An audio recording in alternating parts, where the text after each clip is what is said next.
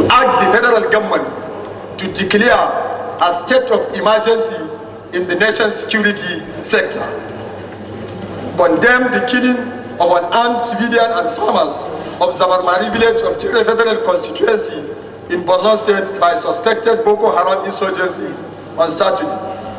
Call on the central bank to immediately key in the farmers at Zabarmari and environs to the dry season rice farming project and look into the ongoing ANCO program to proper harvest and recovery to their ANCO project. The House should set up a committee to commiserate with the governor of Borno State immediately. Observe a minute silence in honor of the victim of the incidents that lost their lives. I so moved, Mr. Speaker, sir. My name is there as a co-sponsor, and I raise my hand. I want to contribute as a co-sponsor that particular motion. And I realized by the time he was leading the motion, the prayers, he eliminated some prayers that we have all agreed is going to be passed here. Mr. Speaker, I gave out my life because of my people. Everybody can testify to that. So I fear nobody except God. The resolution we put is that we are going to invite Mr. President to come and explain to the House.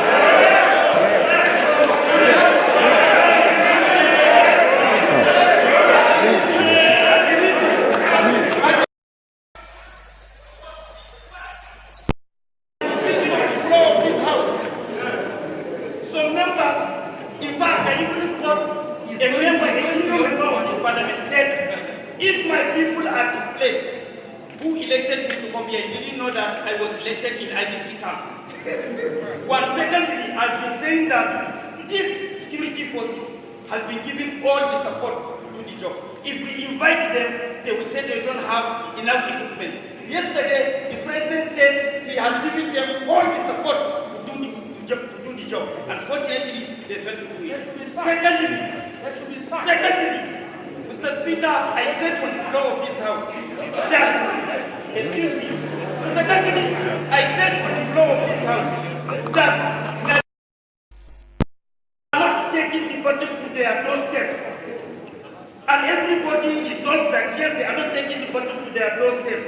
Yesterday, the president confirmed that this time around they should be taking the button to their doorsteps. He chose in the past they have been on offensive position, not their defensive position, not defensive position.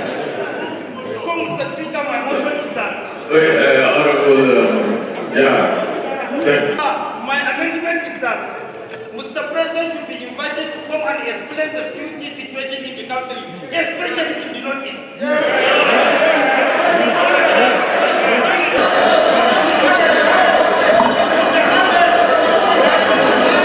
Honorable Jah.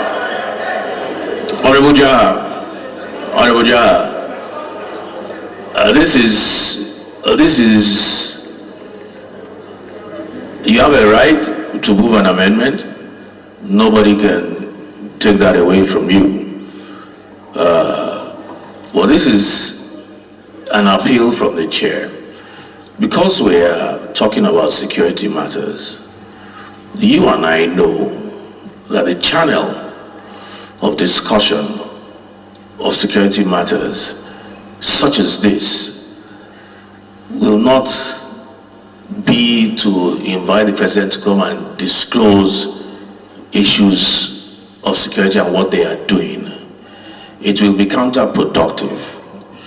And I understand the feelings and the emotions which you display and which you've always displayed on issues such as this. And I share that passion, I share that emotion. But in being, as parliamentarians, we must sometimes balance it and not just be a knee-jerk with what is actually practical. Like I said, the prayers were all encompassing. By asking this president to declare a state of emergency, which was part of the prayers, it allows for extraordinary measures. That singular, there are 3 or 4 prayers, but that singular one prayer is more important than the president coming to tell us anything. If they can declare a state of emergency in security matters, he allows for the gendarmes, he allows for the mercenaries, he allows for whoever we want to bring in. Because without that state of emergency, we cannot even do what your governor is asking us to do, which is to invite mercenaries and foreign mercenaries. We cannot constitutionally do that. So that's why that prayer, the prayer was well thought out to allow extraordinary measures in a state of security emergency. So it's an appeal so that we don't react based on the passion we all feel. I read a statement on the floor of the House before we even started on this issue, and I hope with emotion and the prayer that should suffice. So, Arebuja, I'm appealing to you. Can we just, because of what it involves, security matters, rather than asking the president to come to the House?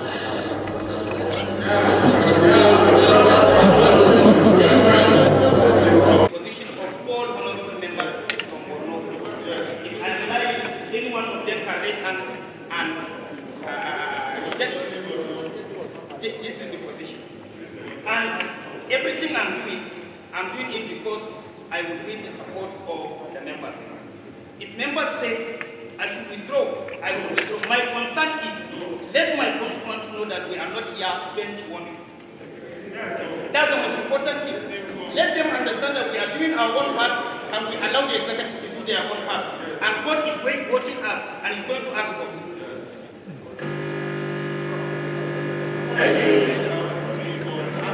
But I would like to say that based on what you have said here, that on the basis of the nature of our security situation, Mr. Speaker, that I want to amplify on the appeal you made to Honorable Jaha, that some issues may not necessarily have to warrant inviting Mr. President to the floor of the House to come and explain. These are security issues.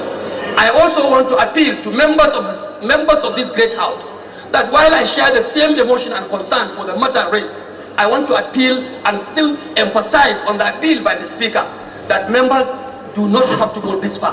I would like to appeal to you that we have so many ways to kill the rat. We have so many ways and options to reach out to executive, but we do not have to necessarily invite Mr. President to come to the floor here and explain, because certain explanations to do with the security nature of the country may be too sensitive to be expressed here in public. So honorable colleagues, please. Mr. Speaker, honorable members, it is on this note and on the strength on the point you made that some security issues are not only sensitive, they are too confidential to come and be discussed on the floor and to the cameras. I would like to plead with members that we will reach out to Mr. President, maybe through the leadership, and we will talk to Mr. President and whoever is involved that action has to be taken. Not just action, more action must be taken proactively to stop what is happening in the Northeast. But I plead with you to please allow the leadership of the House to manage this aspect of our concern. I thank you, Mr. Speaker, and that is my take.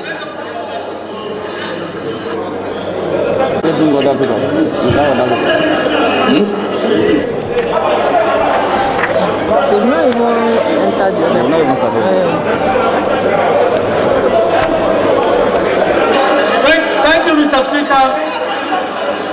Honorable colleagues, my name is Honorable Shehu Koko.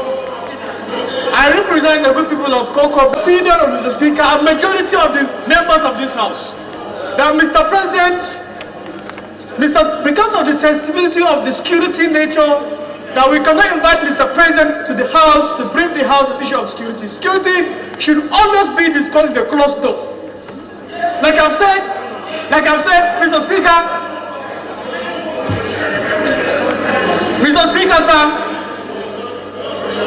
Mr. Speaker, sir, I will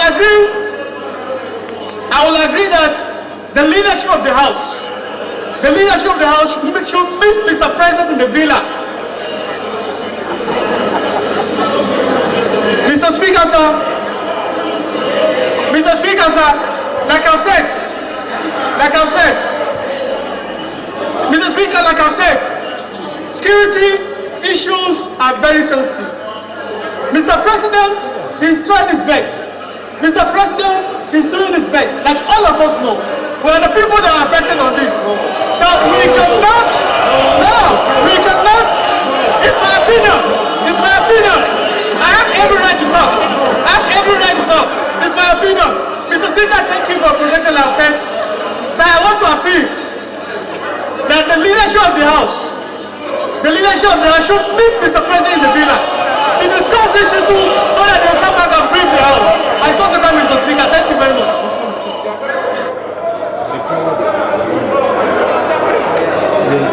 Honorable colleague.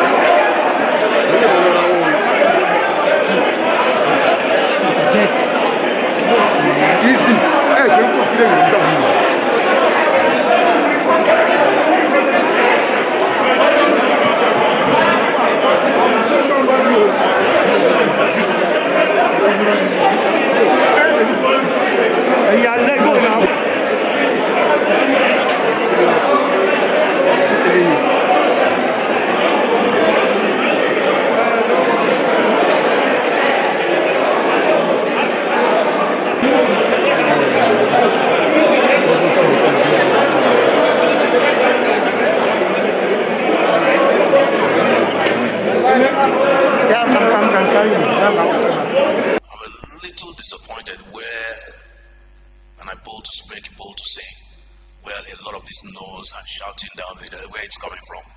We all know, and I'm very disappointed. But for now, so that we can resolve this matter amicably, because it's not the spirit with which we started this night assembly. It's not. It's not. And we will not start a division on any basis at this stage. So now I think I will just resort to executive session and resolve this matter.